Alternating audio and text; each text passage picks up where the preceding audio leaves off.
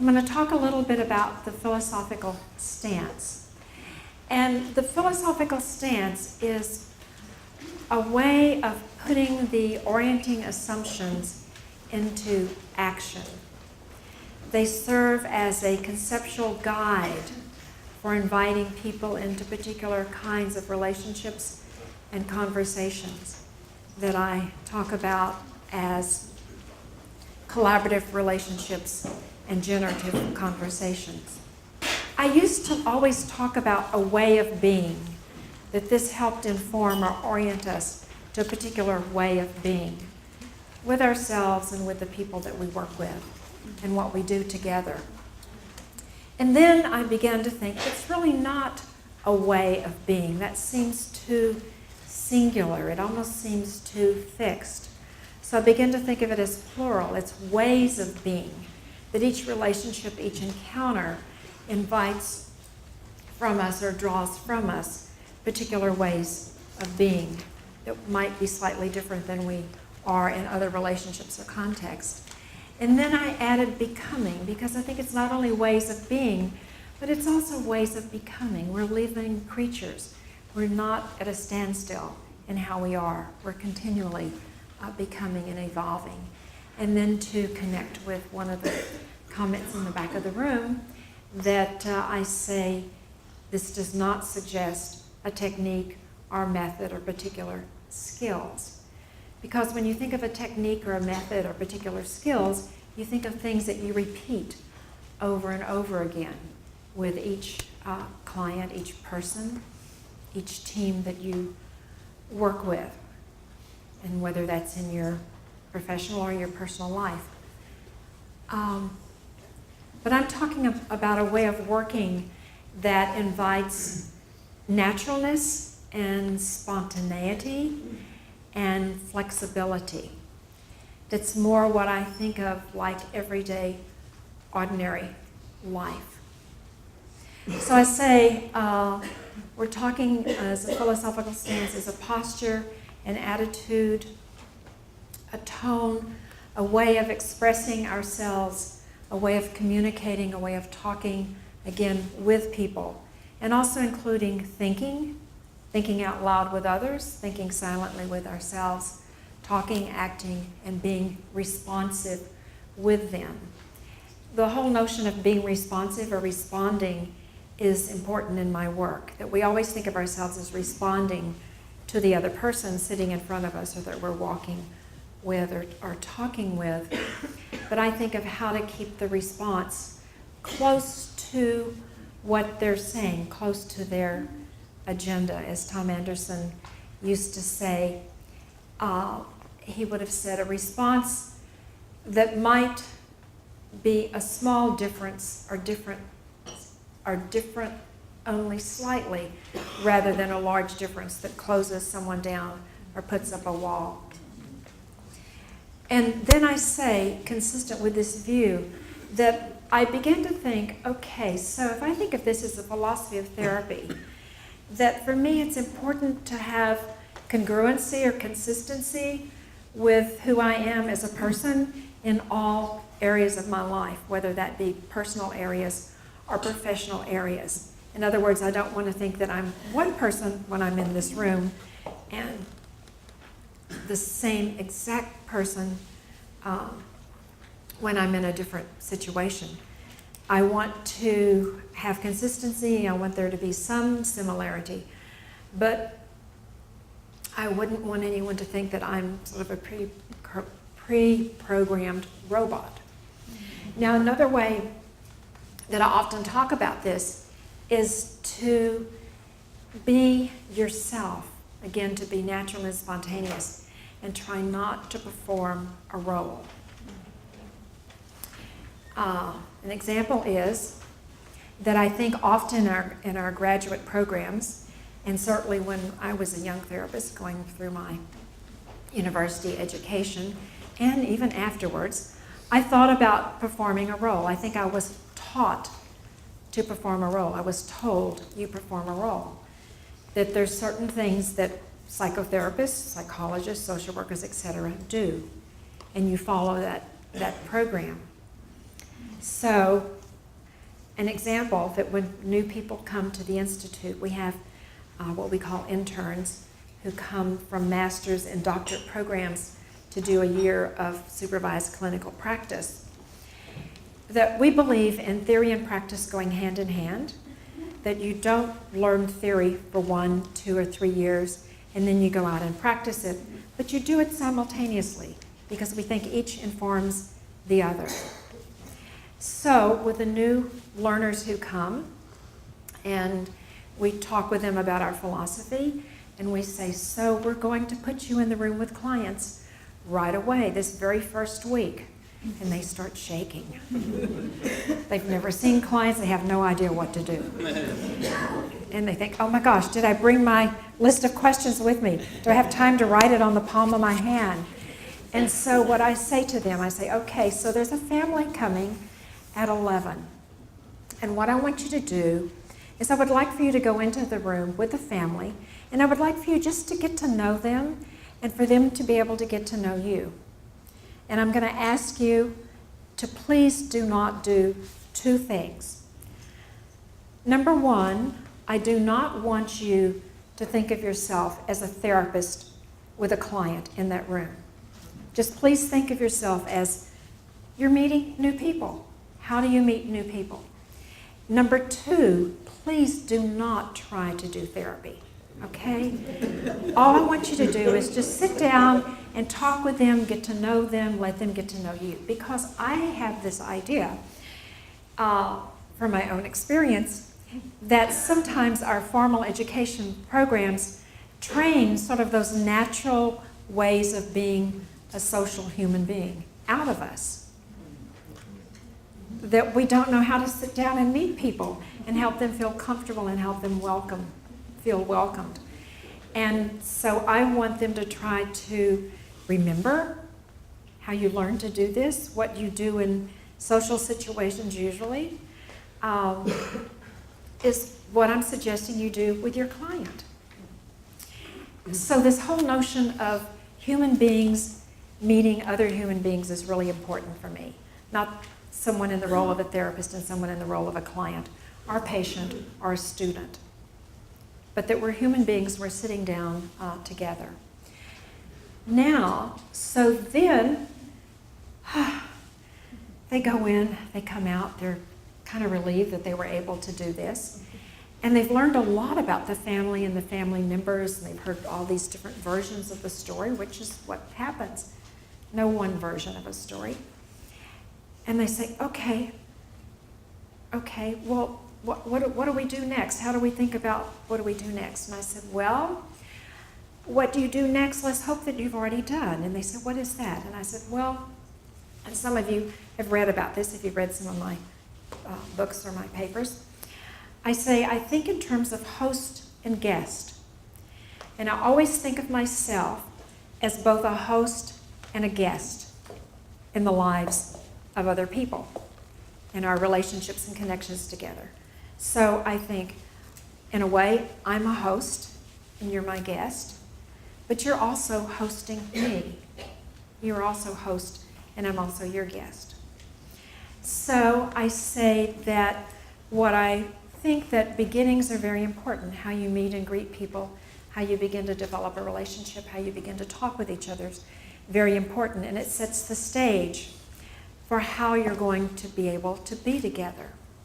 It's a beginning, but it's not a beginning that then goes to the next stage. You're always wanting to be aware of and paying attention to how you are with the other person as a host and a guest in their life. So I ask them, I say, okay, what I want you to do is I want you to turn in twos to talk with each other, and I want you to share some of your experiences of being a host and a guest. When were you a guest in someone's home or someone's office or someone's meeting at their church or in a school? And as a guest, you felt very welcomed. You thought the person was pleased that you were there. They seemed interested in you. They were gracious and offered you some refreshments. I'm not saying that you have to do that as a therapist, but just think about what this person did. And most important, not only did you feel welcomed, but that you might be welcomed back again. You might be invited back again. So I asked them to do that, and then I say, okay, now I want you to switch. And I want you to think of a time that you were a host, and you had guests in your home, in your office, in your meeting. Think about the guest who you felt were respectful of you and your surroundings or your white leather chair. And think about the guests that you felt were rather rude and intrusive. They just didn't wait for you to offer them something to drink. They just walked in your kitchen and opened your refrigerator and took out your orange juice. Or they walked in your bathroom and you could tell later that they had opened up your medicine cabinet to see what was in there. So I say, think about that. And what I want you to try to always be is a welcoming host and a welcomed guest. So that's why I said something about good manners earlier. I think I said something about good manners, right? Okay.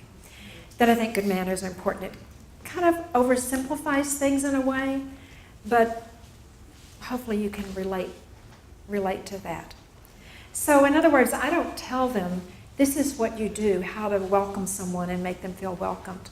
But I ask them to draw from their own experiences and for them to think of, okay, how do they want to be with other people?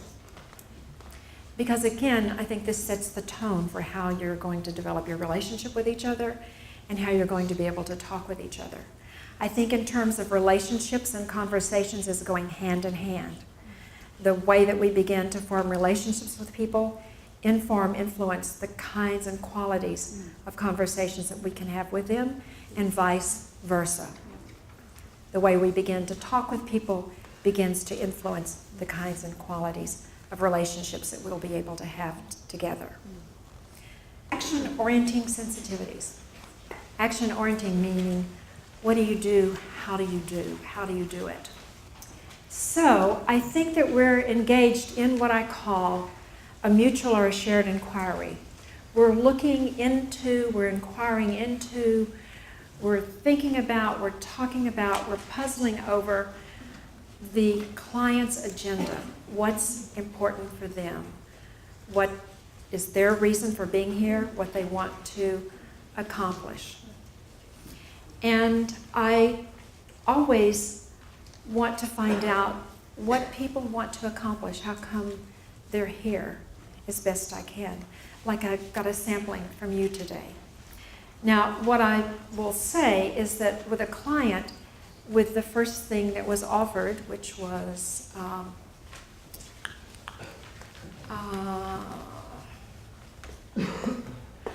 talking about collaborative versus cooperative. I would have been engaged in a brief conversation with you so that I would not assume that I know what you're asking and what you're wanting, but that I could learn more about that you could teach me. Okay? So I always think the client's the teacher, I'm the learner. And particularly in the beginning, I think over time that shifts to more the mutual learners. But in a context like this, I can't have that kind of conversation with each of you. So I write down as best I can just briefly some of the words that you use. But I really do want to explore with the people that I'm working with, how come you're here? What do you hope to accomplish? And then I often begin with kind of a very broad question. Something like, well, if this is what you would like for us to accomplish today or in our sessions with each other, what do you think are the most important things for me to know about this situation or this relationship? Or I might ask something like, where would you like to start? Or what would you like for me to understand about this? But I ask a very general question, whether I'm speaking with one person or whether I'm speaking with multiple people. And if I'm speaking with multiple people, I would not address it to one particular person, but I just pose the question and I wait for someone to respond. And I don't interpret in terms of who's the first one to respond. I don't think in terms of those kinds of descriptions. So then, I also, I think in terms of metaphors that I use in my teaching, so like the host, guest. Another one is a helicopter metaphor, okay? That I often think about it as like my guest is taking me on a helicopter ride, and they're going to show me the landscape of their life. And I'm just going along for the ride. So they may take us over here, and then over here, and then back over here, and then they may want to go over here and they hover for a long time, or they may just start here and stay here for a long time. In other words, people tell stories in very different ways. So I want to be able to adapt to the way the people I'm working with tell a story, rather than having my idea about how a story should be told. In other words, we often have the idea that it's good to tell a story in a chronological manner, chapter after chapter, that certain kind of details are important. But I just don't think that way. I've not found it helpful. I found it more helpful to pay attention to what they're telling me and how can I be engaged in the telling by making comments or being curious about what they're saying, which helps me learn more, which helps me understand as best I can. And I say as best I can because I think we can never fully understand another person. We're always interpreting the other person. We're interpretive beings. So I think even something like the notion of empathy is an interpretation. It's our idea about the other person and what we think they are experiencing or have experienced. It's our interpretation. And I find that helpful. So it's that we're bringing multiple realities, and that my reality is not the best one necessarily. It's just one. It's just an option. Which makes me think about nonverbal behavior. That in my early training, it was very important to pay attention to nonverbal behavior. And if someone's sitting like this, or they have their legs crossed like that, or they're posed like this, or they're looking at the other person like this as they're talking, that we interpret that. And sometimes we offer our interpretations. It's just an interpretation. So I always tell my students, be careful that you're not putting your interpretation on someone else's what's called nonverbal behavior. Their bodily movements, their eye movements, the way they gaze, the way they nod their head. It's if you want to talk about it, you want to know, then okay. So as I was talking with you just a moment ago, it looked to me like you were kind of looking askew. Now I just may be imagining that, I'm not sure. But anyway, I kind of check it out. So they might say no. Okay, I don't think of that as, yes, he was doing that. He's just in denial. I don't think of it. He says no. Okay, so no. That's what you want to say for now. I'm not going to be intrusive and push what I think might be the true reality onto yours. Okay, so then another metaphor that I use that you may have read about, or if you've met me before, you've heard about, is called a story ball. So let me see if I can find, there's one, but you may have another one. Okay. Okay, before I talk about this, I think of it as that when I meet with people that I work with, that it's like they come and they're bringing a novel that's not quite finished, but it's up to date in terms of all the events and relationships and things in their lives. We've got all these chapters. And that unfortunately, just before they came, it fell into a paper shredder. You have a Swedish word for paper shredder, or do you use the English word? But it fell into a paper shredder. And there may be a picture of this on your handout. And so it just shreds and it just falls all over the floor. And they just quickly scoop it up and they form this ball. And they bring it with them when they meet with me. So another metaphor. I think of it as a very precious gift. They're bringing me this story ball of all the narrative fragments of their life. Okay? And they're going to give this to me as what I think of as a very precious gift. And what do I do with it? What do we usually do with gifts? We take it.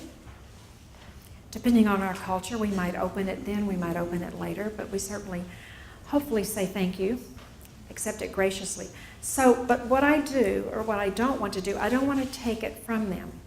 I want to somehow gesture that, thank you, I'm very pleased you brought your story ball, and I'm gazing upon it, and I'm reaching out and touching it.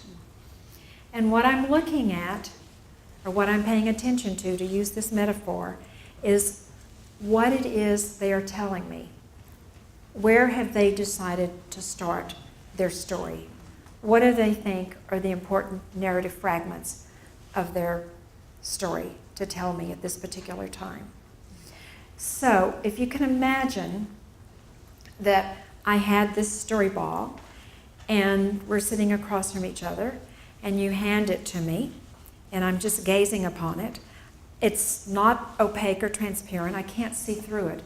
You can imagine this wad of paper with all these threads of paper. I'm looking straight at it. I can't see the total circumference. I can't see the back of it. I can't see the top or the bottom of it based on how they're holding it. I guess a ball doesn't have a top or a bottom or a back. I can only see what they're showing me. So that's what I'm going to be curious about. That's what I'm going to make comments on. That's what I'm going to ask about to try to learn. And so the kinds of questions that I ask, Harry Galish and I began to think of and write of as conversational questions. They're questions that come from the conversation, not questions that you bring in ahead of time, not prescripted or preformed questions. Okay? So the questions are more spontaneous, and the questions are to help you learn more about, to help you have a better sense of, to help you better grasp what the other person is telling you. So again, I think I used the word coherence in terms of being coherent in one's professional and personal life. I always think of being coherent with the client in terms of their style of storytelling and what they're telling you, to pay attention to their language, that if you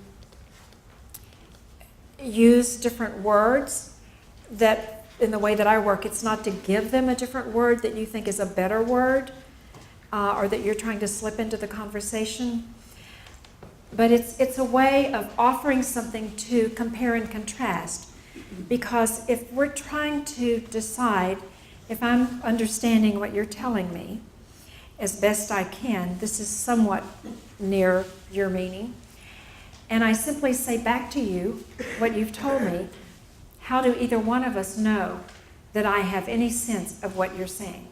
So I have to say something back to you that's in a way paraphrasing it, but adding some other words to have something to compare in contrast with. To make sure that, and hopefully I have in my manner and my tone, my actions, my behavior, my words, indicated that if what I say to check in with you is this it, that you can say no, and that you feel okay saying no. Because often people think, well, the client's going to tell you what they think you want to hear. Well, I think that can happen, but I think we participate in creating that kind of client. So I want a client who will say what they want to say, what's on their mind, and when and how they want to say it. Okay, so now people often ask, well, what if someone's talking about something and you think about something comes to your mind? What do you do with that? Do you just throw it away? And I say, no. If it's something that I'm holding on to, I want to be careful of my intent about introducing it, and I hope that my intent is always offering something as food for thought and dialogue. That I'm not offering something that I think you should take, or offering something that you should think about it this way. So, for example, let's say that I'm working with a couple, and we've been meeting 3 or 4 times, and there's been some indiscretion in their relationship. What's another word for indiscretion? An affair. One of them thinks the other one's had an affair, or they know the other one's had an affair. Okay, doesn't matter. But the whole notion of that's come up since the very first session in these 3 or 4 sessions is forgiving and forgetting. And they're just at a deadlock in terms of forgiving and forgetting. One wants the other one to forgive and forget. The other one says, I can't. This is totally impossible. So let's say we're talking and I'm remembering that I read an article about a piece of research in the Swedish Family Therapy Journal about couples where there's been some indiscretion or infidelity in the relationship. And this research is on couples, and I say to the people, the couple I'm working with, I said, well, as you're talking, I'm remembering an article that I read that talks about research on couples with a situation similar, not exactly like yours, but somewhat in the same ballpark. And the theme of the research was looking at forgiving and forgetting. How does that happen, or how does that not happen, or how does that happen partially or in some way? And I say, so I was thinking about that, and I don't know if you're interested in hearing about their conclusions and their recommendations or not. It may fit, it may be helpful for us, I don't know. So what I'm doing is I'm telling them what I'm thinking about. I'm asking basically their permission. Are you interested? Would you be interested in hearing this? And I use what I think of as collective language. Not this might be helpful to you, but this might be helpful to us, because it's the 3 of us. Okay? We're the system working on this problem of forgiving and forgetting. So I pay very careful attention to what I call how they respond to my response to them. Okay, are they in unison? We need all the help we can get. Okay, so if they say that, I say, well, okay, well, let me just tell you what I remember, and then let's talk about it and see if there's anything here that we can draw from. Are there any pieces here that would be useful for us in trying to continue to move forward? Because we just seem to be really stuck right now. We seem to be really stuck right now, or I'm stuck right now. So I try to not punctuate, for example, a lack of movement in a therapy, so to speak, as the client's problem, or the clients have caused it by some way. But this is my problem right now. I'm trying to find some other ways we can think and talk about this, and this is what I'm offering right now. So then we would talk about that. And then again, I pay careful attention. Do they seem to really kind of get into this story and these results? Or do they say, well, I just don't think any of that's going to be useful for us. I let go of it. Okay. That doesn't fit. Okay, so could we possibly look at how come it doesn't fit? Just another way of trying to find ways to talk about things that are either difficult to talk about or we haven't found a productive way to talk about them. I'm not saying, okay, maybe we can look at why it doesn't fit with some agenda in mind in terms of a direction that I'm trying to move them or think they should move. It's simply always, I hope, a way of participating in the conversation and helping to move a conversation forward. Okay, so this image right here, some of you may know this gentleman. This is Karsten Hornstrup from Denmark. And we were having a TALS conference in New Mexico in the States. And we had this kind of opening icebreaker. There were like, I don't know, a couple of hundred people there, a lot of people. And we had these balls of yarn that we gave people, and they just started throwing them across the room, and somebody else catches the ball. and then they start talking with each other, and then they throw it again. So you end up with this huge mess. And so he was very helpful by going around and trying to help straighten up the chairs, see they're all back, and pull this all together. And this colleague of mine, Sylvia London, which I think a couple or more of you have met before, from Mexico City, she says, "Oh, let me take a picture. That's like a story ball." And I thought, oh, it is. Look at that. So you see, well, we're looking at the camera, and if this was a client, we'd be looking at each other. I wouldn't be looking at the camera, but because they're taking our picture. But it's kind of an example of a story ball. It's all these fragments of someone's life, and I'm just touching it. I'm not trying to pull it away or take it from him. It's much too big for me to hold. And I would certainly influence the shape of it if I tried to hold it. Okay, so conversational partners engaged in a mutual inquiry. Let's see if we can go back. Okay. Okay so far? Okay. So what I'm going to do now is I'm going to pause, and I'm going to give you 5 minutes to turn and talk with each other and just share some of the things that have been rolling around in your head. What's been your inner thoughts, your inner talk, your inner conversation that you've been having with yourself? Is I've been standing up here so far this morning in the privileged place of talking. So now I'm going to give you the privileged place of talking. Okay, you ready? You can do it in however you can organize yourselves. Go.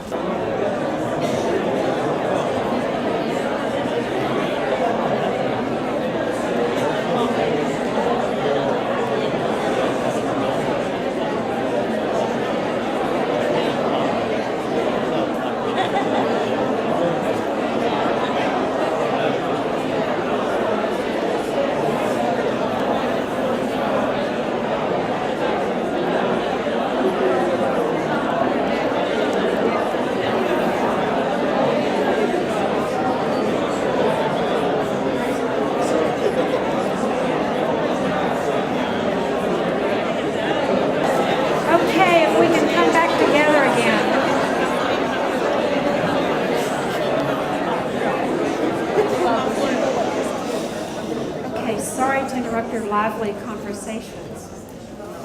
Okay, what might you have been talking about that you would like to share with the rest of us? A thought, a comment, a question, a critique? You have one, okay. As I'm working as a doctor, it's when I see a patient, client, whatever you should call them, I think that I certainly have some questions that I really have to get an answer from them. But as we spoke about it, Björn and I think how I can use it is to let those questions come in an area of a conversation, not like like an interview, but let them start in a way with what they have on their heart, and let them tell it to me first, and out of that I can okay, so you speak about your sleeping habit. How is it with this? And let the conversation take a little road, and also if I have things that I really think that these people should need medicine or something, but I know that they don't like it, and they have struggled for years, and I think they should try at least. But I have to speak to them in a respectful way, and I think that's the way how I can use it, and that's how I see when I'm working with senior doctors. Some people have that kind of doing it, and some people just say, okay, you should do it. And when they get a no, it's like, they are just stuck there. But if you take it in a conversation, you have like an openness, and you can have a dialogue with the people about that. So I think that's how I can use it in a way. I like that. That's very nice, very interesting how to adapt an idea to your own context, your own personal style and way of being. I'm reminded of a young therapist that I worked with at one time, and always seemed to have a very positive attitude about his clients. He worked in a very challenging setting with teenagers who had been in some kind of trouble with the law. And so I was very curious, what did he do that he always spoke so energetically about his work? It always seemed to be successful, and this is a job that most people don't stay in very long. So I asked him, I said, well, if it's okay with you, it's okay you're the director, and it's okay with a client, someone that you're working with, could I just come out and sit in and just see what you do? And so he called me back and he said, yes, it's certainly okay with me. And he said, my director said it's okay. And I said, well, why don't you just see if the next client that you meet with, would they mind having a visitor come and just sit in the room? And I said the next one. I didn't want to, select any kind of special client, just who's next on the list. So I went out, and it's an agency that looks like an institution, and he had this little bitty room with institutional furniture. He had a little bitty round table and some chairs around it, and then he had some other chairs just like these chairs kind of over here. So what I noticed that he did, who came in, it was a grandmother and a grandson, and the grandson had burned down someone's garage, had broken into a school and set a fire. So some very serious things, and obviously didn't want to be here, and was mandated, had to be in therapy. So the young man's name is Victor, and those of you from Norway may remember meeting him years and years ago at one of Tom Anderson's June conferences, because I invited him to come and talk about his work. I thought it was so interesting. So he invited the grandson and the grandmother to sit with him at the table. He had like a stack of papers like this, and he said to them, and I know that you have some reasons that you're here today, but the agency requires of us that we complete these forms and we give them particular kinds of information. So if you don't mind, if we can do this first, then we can get to what you really want to talk about.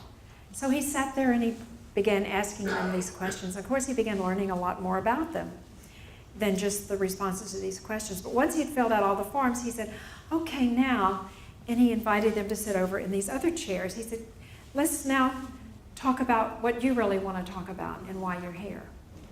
And he began, of course, talking with the grandmother, because you can imagine a 12-year-old son, a 12-year-old grandson like that was just kind of sitting there.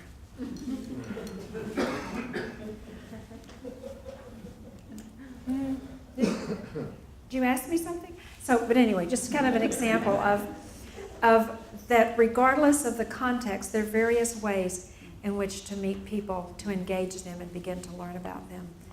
Okay, thank you.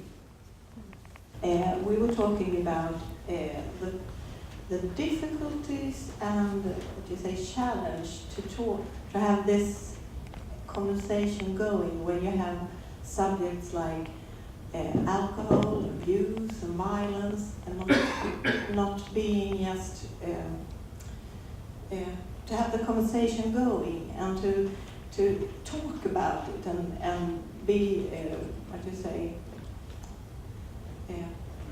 the things you are talking about today.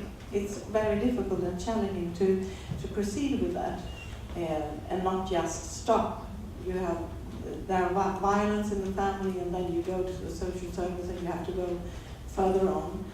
Of course you have to do that, but you have to, this is so difficult to talk about, you have to make it possible that you can talk about it, that it is a topic that you can talk about.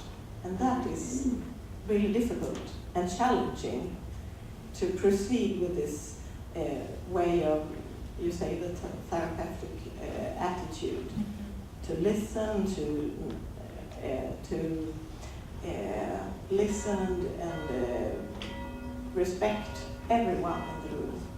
That was some of the talk. Okay, thank you. I agree. I think it can be difficult, and I think we have participated in creating the difficulty, okay, for various reasons.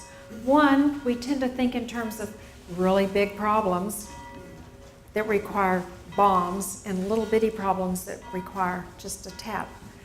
So we already begin to categorize something when it comes into our office or we see it on the paper. And I think that we're also pressured by the requirements, the rituals of the institutions that we work in, that this is what we're supposed to do. And that we've often been trained to begin talking about the problem immediately.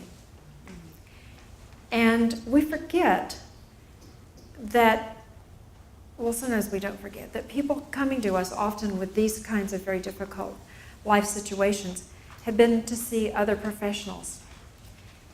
And obviously their encounters have not been helpful or they wouldn't be in our office. And sometimes they've not only been not helpful, they've been counterproductive. But people have developed an idea about who we are, what we're going to do, what we're going to say, what ideas we already have about them. So I think it's important to, what I call, behave incongruently with their expectations of us. So rather than meet with me as Harlene Anderson, member of the Houston Galveston Institute, and what in the world is this Houston Galveston Institute that they're sending me to? It sounds awful. Are they going to let me out?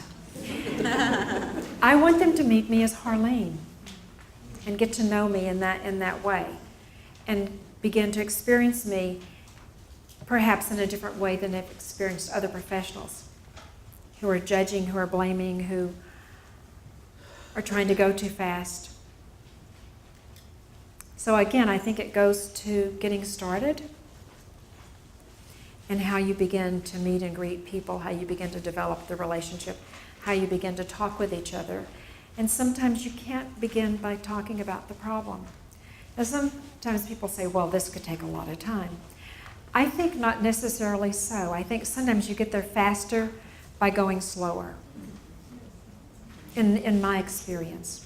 Maybe it could be difficult sometimes because when we meet people, couples come to you and they want to tools and then leave the problem to you and you should fix us. Okay. You see the connection about how we cooperate together to understanding why we have the problem. And that is that we as mental health professionals have created a particular discourse around mental health, mental illness, or psychotherapy that the general public has taken on. And part of that general discourse is that we are experts, and you bring yourself, your problem, your dilemma, your misery, your soul, etc., whatever it might be, to the expert, much like you take your car to the mechanic. And the expert fixes it. They tell you what's wrong, they fix it, they charge you a lot of money. Okay. So it's like, again, how to behave incongruently. Now, if someone says to me, well, I'm here because I want you to tell me what to do, I might say, well, I need to learn a lot about you in this situation, and then I'll be happy to share any ideas I have with you. So I take them seriously because I think people come to us, and no matter if it seems like a little problem or it seems to us like it's a really big problem, all problems to each person are equally serious, I think. Or I try to respect that they are, that it's their life, this is their dilemma, their difficult decision, and it's important for them. And they want to know what to do, that's why they're here. So someone might be telling me about their 10-year-old son who's about to be expelled from school because of bad behavior, bullying or something, and they're telling me their story, and then the mother says, and what would you do if this were your child, or what do you think I should do? I might say, well, I don't have a specific answer for you right now, but when I do, I'll share it with you. But I am very curious and I would like to learn some more, which would help me then be able to help you with an answer. So I'm just making this up, but I'm trying to say that I take these kinds of questions seriously and I respond in some way. If I have an idea, I share it. most likely I wouldn't share just one idea because I wouldn't want someone to get the idea that this is what you should do, or this is the way to think about it, or this is how you should handle your child. But I might say, well, as we've been talking, I have 2 or 3, maybe 4 things that I've been thinking about. So let me share those with you, and we can talk about them and see if we can come up with something that fits for you and your son. So it's how to respond, but respond in a way that continues the conversation, that continues the mutual exploring, that helps them move toward really their own, if you want to call it, solution, resolution, or product. Okay, thank you. So that makes me think about questions. So I think about questions as a way of participating in a conversation, as a way of inviting someone to speak. So this morning I said, well, what are your expectations? What do you hope to leave with? Some questions like that. I don't remember exactly what I asked you. But I ask those, I pose those because I'm inviting you to speak so that I can listen to your speaking. And I can hopefully through the day learn more about what it is that you want and why you're here and what you're trying to accomplish in your own work. So, if you've noticed the way that I respond to your questions, I don't think of questions as to be answered or necessarily requiring an answer. Again, I think that there are ways of participating in the conversation. So I want to respond in a way that you think I'm taking you seriously and that you are thinking about what I say and creating your own response, and you want to say something or ask a question. I want to say that some very klok person, intelligent person once said, we don't fix things, we just fix them. We fixes them, we concentrate on them and we ask about them, we are curious about them, but we don't fix things. I like that saying, that we don't fix things, we fixes them. We fixes them. That's just a comment. Okay, can you say it for them in Swedish? Are there words for fix and fixes?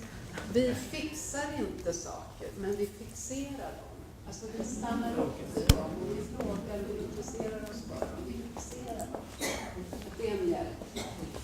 Det har hjälpt mig väldigt mycket just när det kommer föräldrar som vill att man fixar deras barn eller deras relation. Man fixerar problemet och undersöker det. Man fixar det. Thank you. Thank you. So I think of myself, as I said earlier, as trying to help create a space, a relationship, a process, and facilitate that in a way that something evolves, something comes from it, that's not something that I have created and I want to give or impose upon another person or a group of people, but that they've participated in creating. So that's what your comment makes me think of.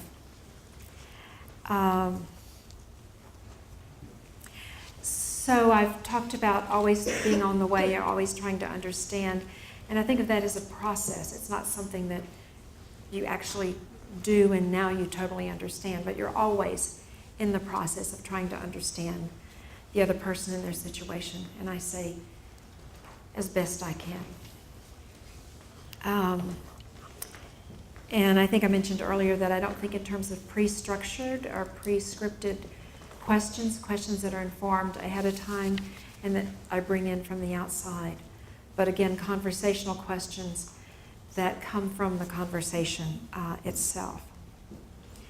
In my book, I quote a country western singer named Prine, and a line in his song that caught my attention one time was, "A question ain't a question that you know the answer to." Be careful to ask questions when you think you know the answer, or you're trying to get an answer that you know is the answer that they should be giving you.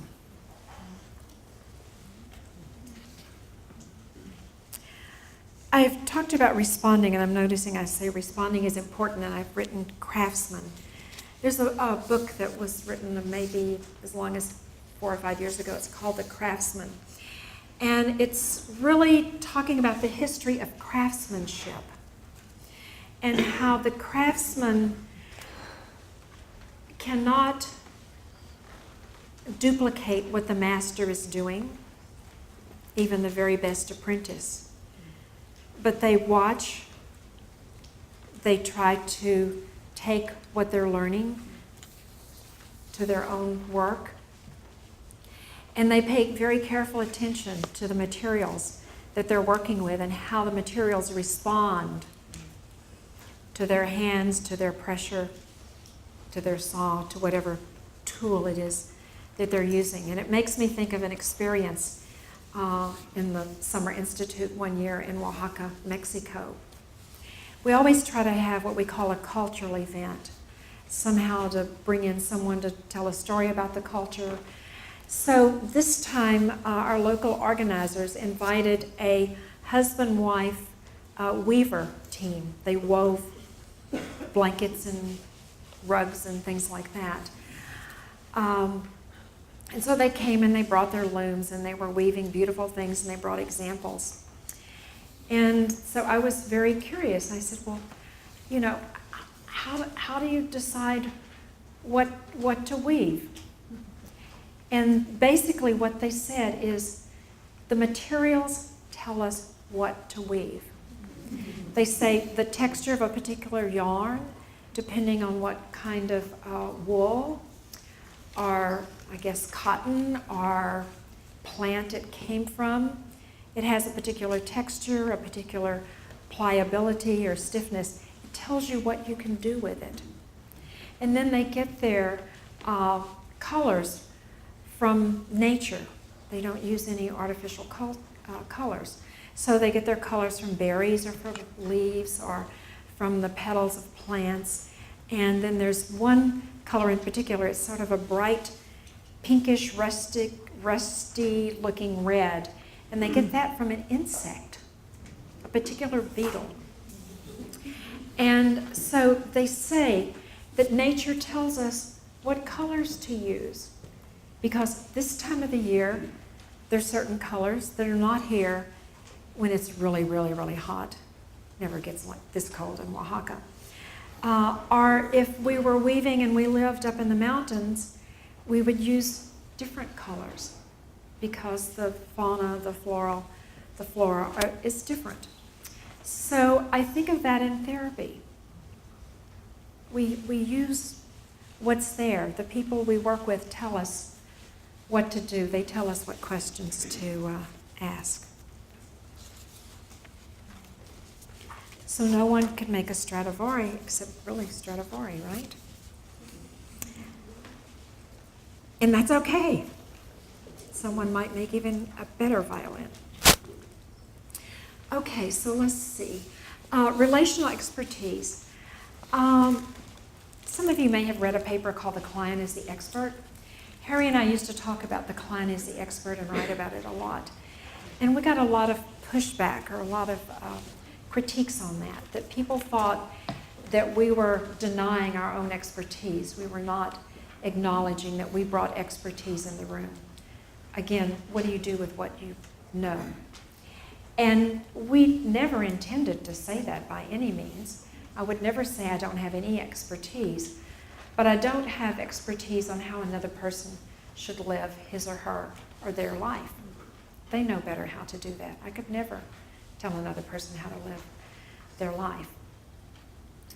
So I then thought, okay, what we were trying to do was focus on the importance of what I was talking about earlier, the idea of local knowledge. But it wasn't working the way that we had hoped, or somehow people were not understanding what we had hoped they would understand. And understanding, by the way, doesn't mean agreeing with. That agreement's not that important. Okay? You don't have to agree. So I began to think, how can I talk about this that would show that I do think I bring in my experiences, my expertise, my history, my language, etc. So I began to think, influenced by social constructionism, and also hermeneutics, of relational expertise, that in therapy or in any professional encounter, I'm trying to create expertise with my client, heavily relying on their expertise on the content of their life and my expertise on the process. So it's more of a using both expertises. Let's see if I've written anything here. Okay, so I say we're always outsiders who invite ourselves into another person's life. That the therapist expertise is always there, but not in a hierarchical or imposing fashion. There's a Finnish man named Erik Rikkonen. You may know of some of his writings. He says on the risk of content expertise, he says the expert carries all their pre-understandings forward. In other words, expert systems are created ahead of time. So in other words, I don't want to participate in creating a therapeutic system that is an expert system in which I am the expert or the head of the system. He also says in the same book, and right now I don't recall the name of the book, he says, knowing already dissolves the need to look beyond average or categories, and I add, are the familiar. It is the prime source for non-participation in dialogue. So in other words, professional knowing can interrupt or interfere with dialogue in terms of this notion of a shared or a mutual inquiry, looking into, examining something together.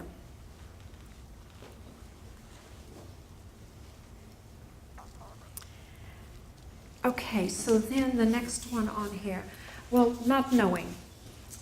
That's another very provocative thing that Harry Glish and I wrote about, and it connects with the notion of expertise.